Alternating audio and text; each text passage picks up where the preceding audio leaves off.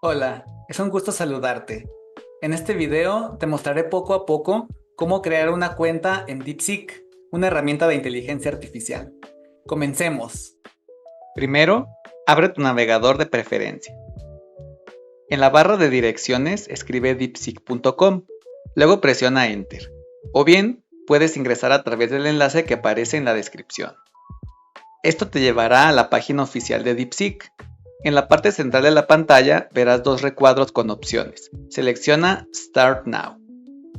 Aparecerá una nueva pantalla con un formulario de registro. Haz clic en la opción Sign Up. Actualmente, solo es posible registrarse con un correo electrónico. Escribe tu dirección de correo en el campo correspondiente. A continuación, crea una contraseña segura de al menos 12 caracteres, que incluya mayúsculas, minúsculas y caracteres especiales. Presiona el botón Send Code. Recibirás un código de verificación en tu correo. Este código tiene una duración de 60 segundos. Ve a tu bandeja de entrada y busca el mensaje con la etiqueta DeepSeek. Copia el código de verificación, pégalo en el campo correspondiente y haz clic en Sign Up para completar el registro.